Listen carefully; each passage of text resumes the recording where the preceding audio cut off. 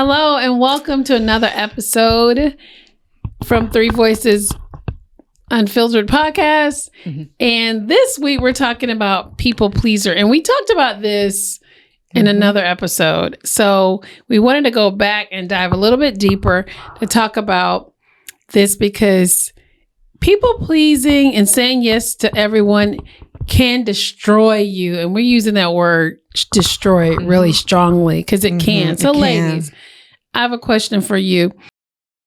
Welcome to Three Voices Unfiltered. We're your hosts, Ronisha, Theresa, and Suzanne. And around here, nothing is off limits. We talk about everything, the real, the messy, the hilarious, and the inspiring. So let's get into it. Have you ever said yes to something or someone and immediately regretted it? Yes. Absolutely. Why? I'm going to tell you one real quickly. I remember I'm getting engaged and I said I shouldn't have done it. Oh, ooh, that's a big one. That's a big one. How long did it take you to realize that you shouldn't have done it? Not long. I'm just going to put it like that. That's not long. And that's rough. And I did. How about on my wedding day? Didn't want to get married. I was I'm like, I do not want to get married, but how can I say no? Because you feel you're in that trap and the pastor's here. We're at the venue. People are flown in. People are dressed up and they're waiting for me. And I wanted to not go out. Seriously. Oh my gosh. That's a big Those one. Two examples are so life-changing. Yeah, I didn't want to do it. Yeah. But I did it. I didn't do it. I did it. Yeah. Because, and I knew it. Like in the beginning, I started doing a little bit of planning. Mm-hmm. And then I literally stopped. And I just talked to the Lord. Wow. I did not want to do it. And then I told Suzanne. Wow. I told her. Just like how I didn't want to cancel that wedding, why is it so hard for women or even people in general to say no, to change your mind? Because we want to please people. In my experiences has been, I remember being so overwhelmed with responsibilities and commitments because I couldn't tell people no. And I would hate, gosh, I got to go to so-and-so's house or I got to go do this and I don't really want to. And now I just say no. But it was hard because you don't want to disappoint people. You want to be there for people, right? We want to be there. That's my personality anyway. Yeah. I want to be there. I want to help you. I want to do what I can to make your life easier, better, successful, whatever it is. But at what cost? Yeah, it's self-gratification for some people. That's a good one. Self-gratification. I've said yes to so many things that I really should have just said no. Enabling people. Yeah. That's a big one. That's a big one. Enabling. I've enabled family members that should not have been enabled. And I tried not to, but when you love somebody and you want the best for them, you keep thinking, okay, this is going to be it this time. Mm-hmm. And it's not. And it's not. And what we're really doing is we're training people like we train dogs. To come to us because we're going to say yes. Right? I mean, look at a dog like Paisley. It's true. She knows I'm going to give her a treat when she comes up to me. I'm going to give her my patter. So she does it. So we're training people and allowing people to expect our yes. And not allow them to grow personally. Yeah. Because we're their crutch. Exactly. And you can be a crutch and hurt people more than helping them. Mm-hmm. And we've said this before in the episode. We are in the way. We are in the way of God. Yeah. Whatever God has for their path, we get in the way. That's true. So are we doing it because we just want to be kind to people? Are we doing it because we just want to be nice? Like you said, Suzanne, are you doing it because it's self-gratification? I just want to be kind. I want to see people succeed. So I feel that if I'm helping, but ultimately not always. I would say sometimes, you're helping and they get it and they might, and I'm just simple things. Sure. Can you come over and I don't know, help me clean today? Sure. That's no big deal. Or, hey, I want to go shopping. Can you go with me to help me pick a dress? Sure. That's little things. But when it becomes a problem is when we're enabling people that's life changing and there's no personal growth in that. That's when it becomes a problem, I believe. And then people have this sense of expectation and entitlement. And then they get angry. And then when you do finally say no. Well, you did it for me this time and that time. Then they blow up on you. They gaslight you. Yep. That's right. Another good episode to watch. We have that episode about gaslighting and what ghostlighting and gaslighting. But there's a difference between kindness and people pleasing. What is it? Yes. There's a difference. The difference is being kind. Actually, when you're not saying yes because you feel obligated, is being kind to that person. Because ultimately, if you're not being true to yourself, you're not being kind to yourself. Right? Does that make sense? Yeah. So being kind is actually keeping the person's best interest in your mind as opposed to just saying yes to everything that they want. What about your own self-interest? That's why. Yeah, when you're we being sacrifice kind. our own self-interest being kind. Really? I think so. No, being kind versus... my intention is kindness and to help them, but they're taking advantage of my kindness. People will take advantage of your kindness. Oh, absolutely. And that's when you have to draw the line and set boundaries. Right? Right. And that's what I'm saying. And that's the whole point of it. Kindness versus people pleasing. When you're kind to yourself, you set boundaries. Yes. Yeah. When you're really kind to others, you set boundaries for them. Yes. Because people pleasing, have you ever met a people pleaser? I've met a people pleaser. I want to meet one. They're like, they want to do everything for you. It's like they thrive in doing things for you. I met somebody like that and I was like, nobody's like that nice or that available or that open. And it's a red flag to me when you find someone that's people pleasing.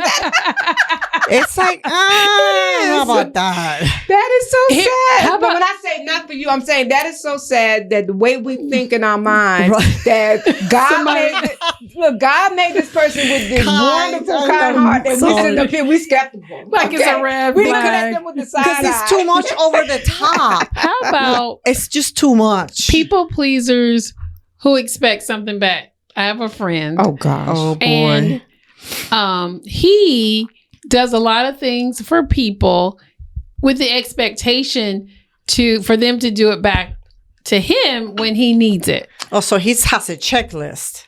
He has an agenda. Well, because he's like, oh, I've done this for this person. I've done that. And I help this person. I do all these things when anyone asks me. And then when I ask them for something, it's a no.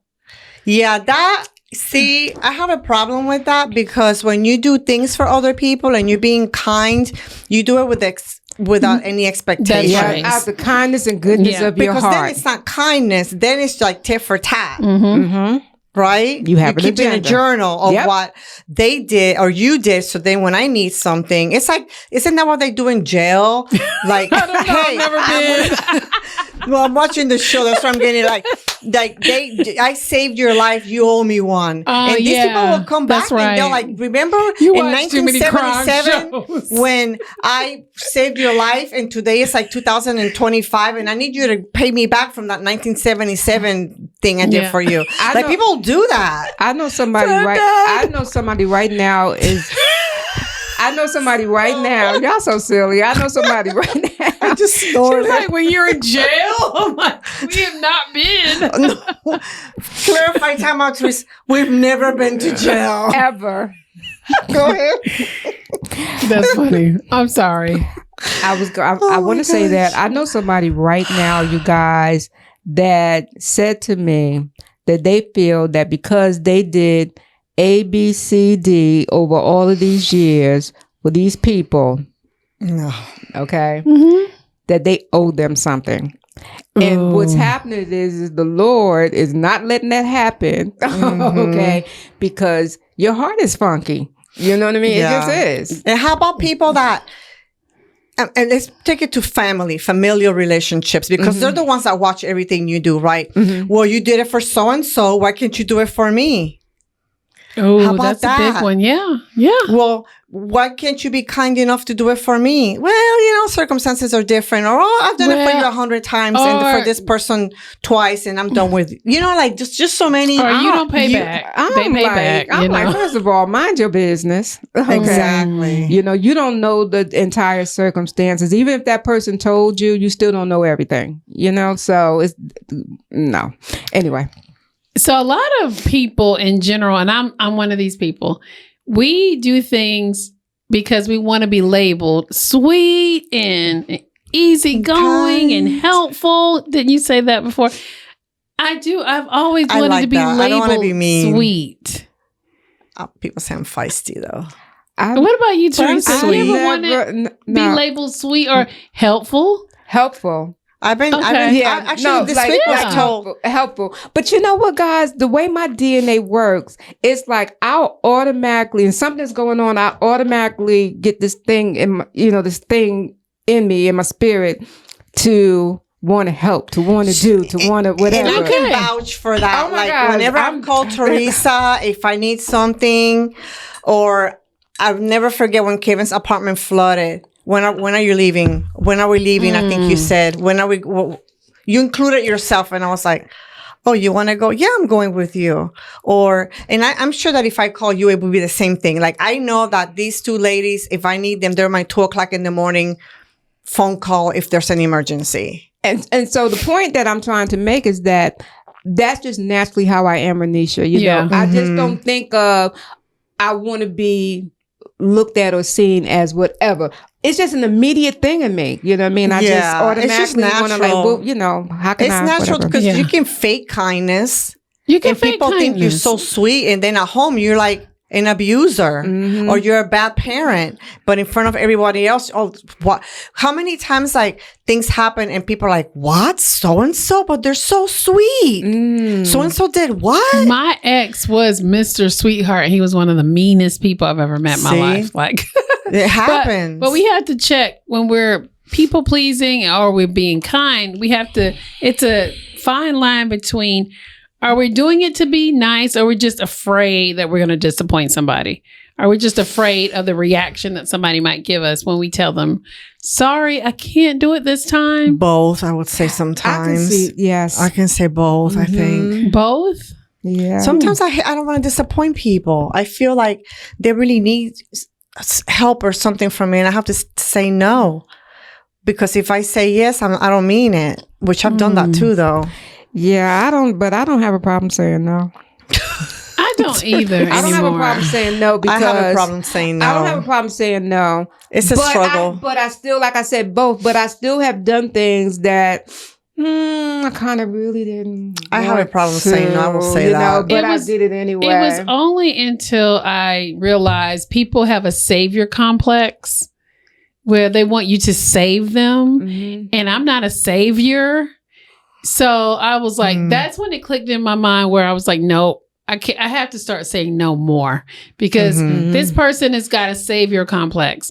Like, they want to be saved from their situation and they're using me to do it. And I'm not the person who's supposed to be doing it. You need to pray. You need to seek God. You need to do something other than call me to get you out of this thing. And that's when I started saying no. There's people that have a savior complex in the other way, where they want to save and rescue everybody. They get into relationships that are unhealthy because I can fix them. I can be their savior. That's debatable. Yeah. But there are people that have it the other way, thinking that they're just everybody's rescuer or savior. Yeah. And I'm not anybody's savior. You need to look that way.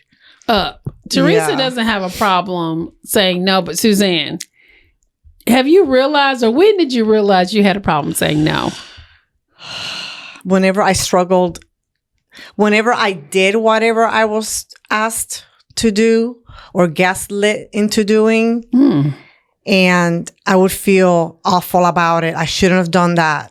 I shouldn't have said yes, or I shouldn't have whatever. And that's when I started saying, you have a problem saying no. Just say no. And John brought it up to me. John will tell somebody no in a minute.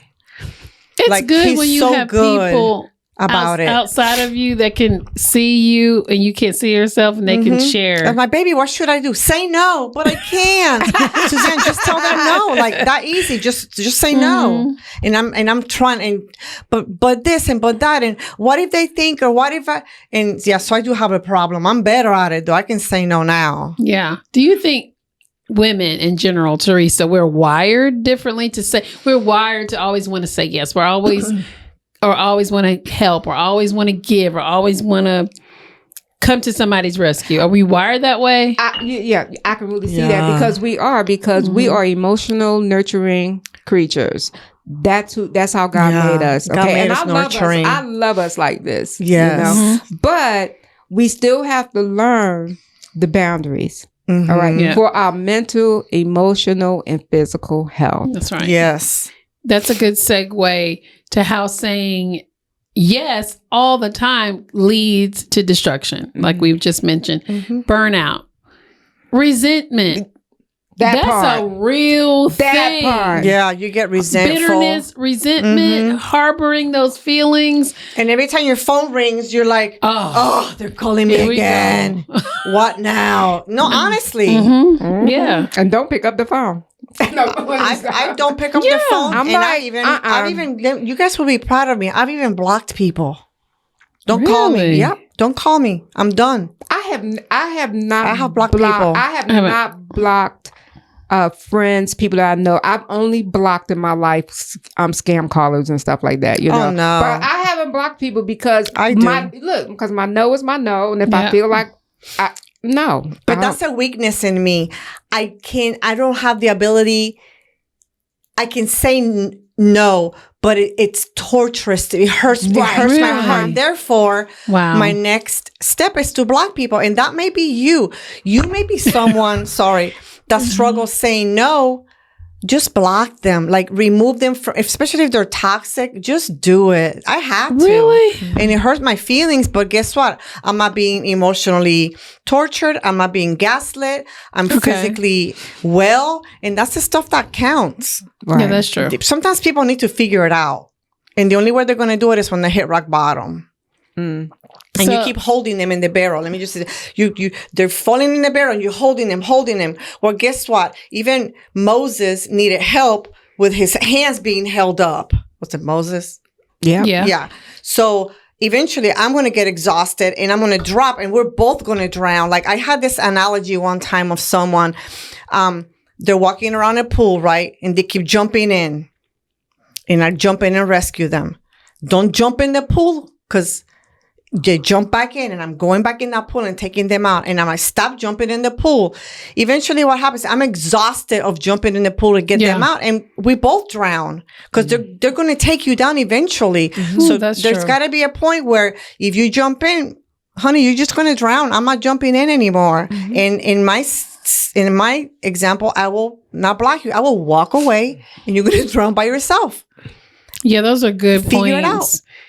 Emotional overload, looking at some of our notes from just even the small things that you have to do. Those things starting to take a toll on you because you're doing so much. You're saying yes to so many other people. Then the things you do have to do, they become a lot.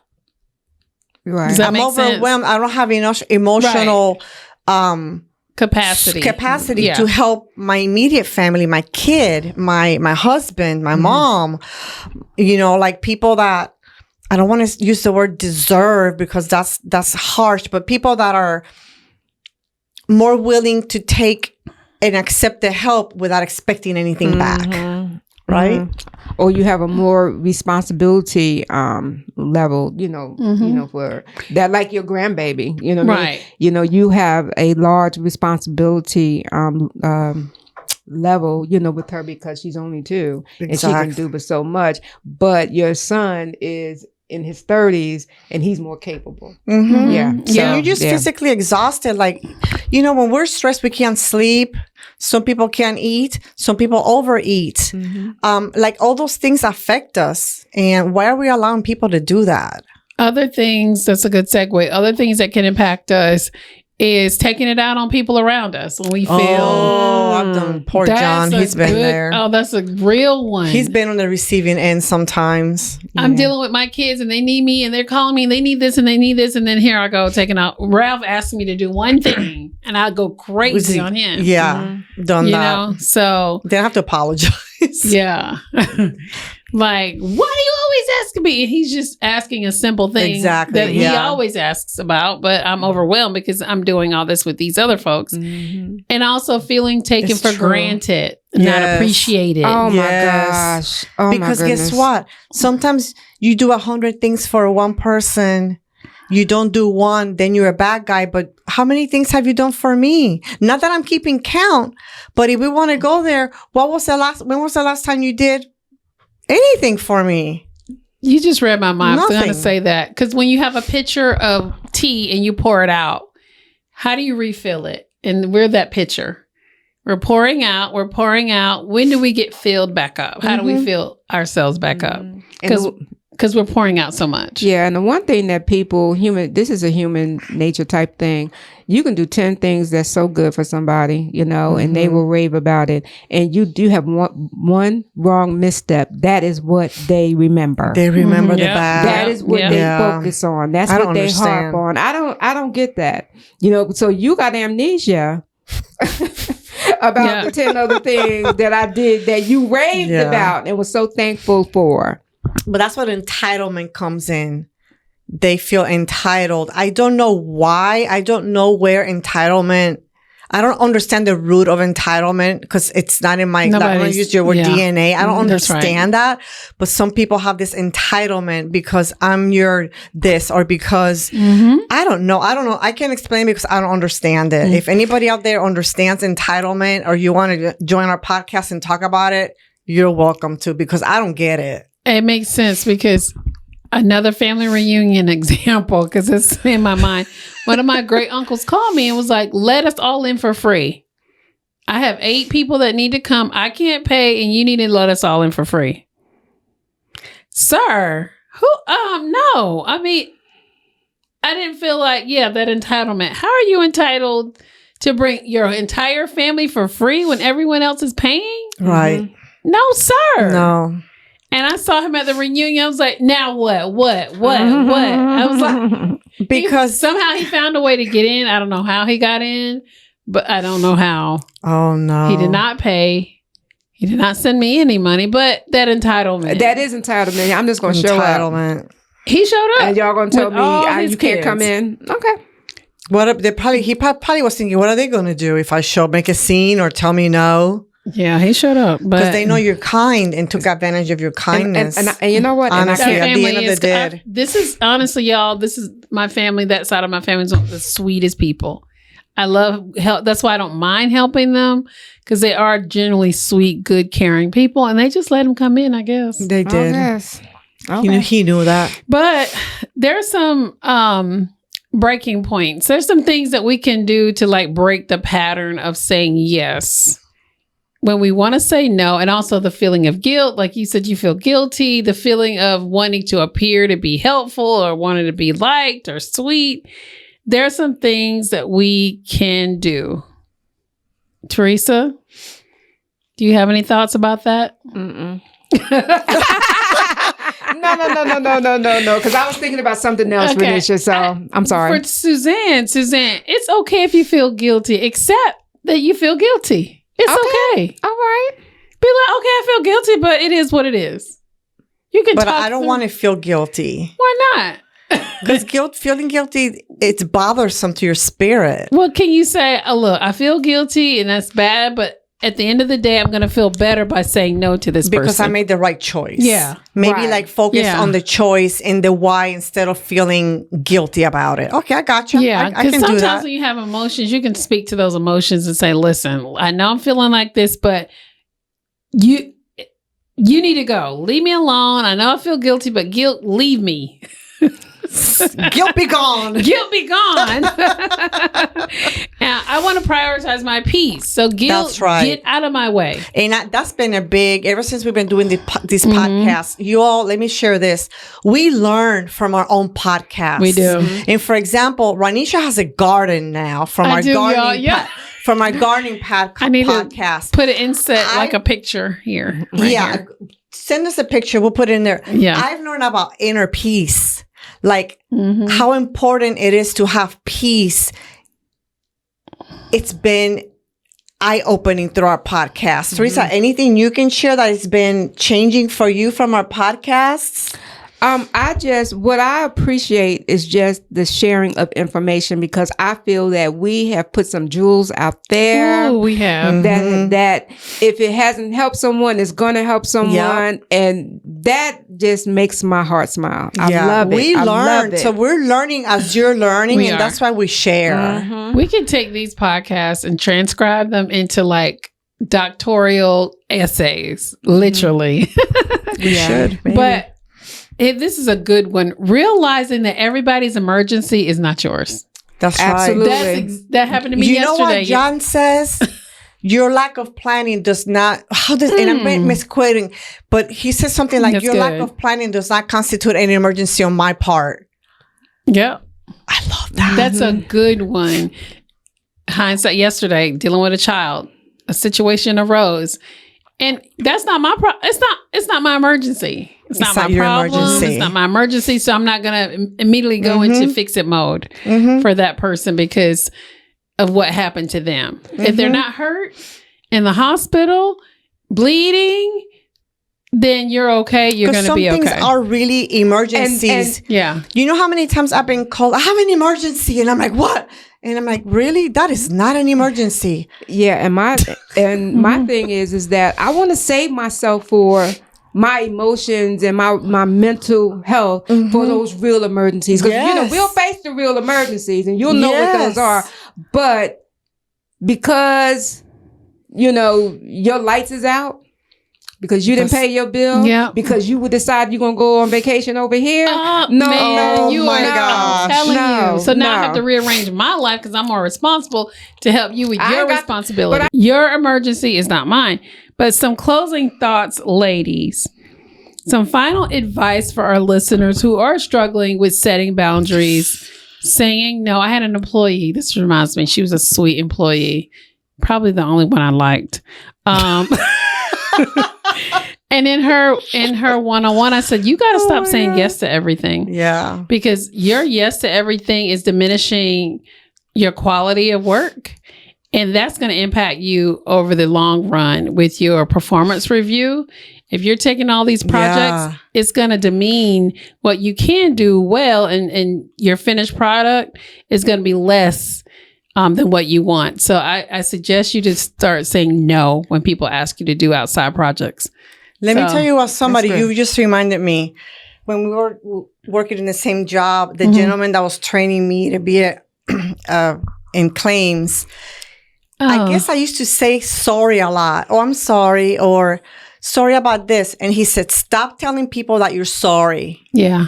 Why are you sorry? You told me that too. Stop telling, maybe probably because stop telling people that you're sorry. Don't be sorry, I can't help you. No, I cannot help you right now. You don't have to apologize because you didn't do anything wrong. It shows weakness when you apologize. You're already going to them with a little bit of I really hate to do this, but you know what I'm saying? Like, just be firm and kind, but you can be firm. Just stop apologizing. Right. So ultimately, saying yes too many times doesn't negatively impact just the person you're saying yes to. It also can emotionally and physically impact yourself. Yeah. Right. And you don't want to do that. We always want to take care of ourselves first, because if we can't take care of ourselves first, we can't take care of anybody. So That's right. If we're empty, we don't have anything to give. Right. Okay. Theresa, last words about saying yes too many times. You just it's something you have to learn. It's something you're going to have to practice. Something you're going to have to get some discernment about. Yeah. Suzanne, last words. My favorite one lately is just because you can it doesn't mean you have to. Okay. You do not have to say yes. If somebody calls you for money and you have $100 million in the bank account, it doesn't mean you have to do it. Right. So use discernment, as Theresa said, Yes. to see if it's something you really should do. It reminds me of my in-laws. I ain't gonna say nothing, but you hit on something about my in-laws. Just because we can doesn't mean we're gonna buy you a couch. I'm sorry. No. Just because you can doesn't mean you have to. Right. No. Right. So that ends our episode for today. Ladies and gentlemen, whoever watching the podcast, make sure you comment and let us know what are you struggling with in terms of, don't say the family member name, but just comment under this video and let us know something in particular. Give us a scenario of what you're struggling with in terms of saying yes to. Is there a family member that keeps coming to you for something? Is something at work? Is there something in your personal relationship? What are you having a hard time saying no to and you keep constantly saying yes to? That's right. All Or right. if you have any tips, share them in the comments. Make sure you like, share, comment, but please subscribe to the podcast. It helps us get our videos out to those who really need the information, and it helps us be successful. So we would appreciate a subscribe. All right. Thank you. Thank Thanks you. for watching. We'll catch you next week. Bye, guys. Bye-bye. Do us a big favor and hit that like button, share this episode, and subscribe.